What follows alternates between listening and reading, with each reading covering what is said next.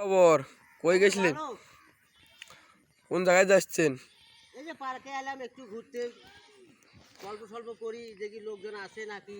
আসেন। আসলাম বন্দর থেকে।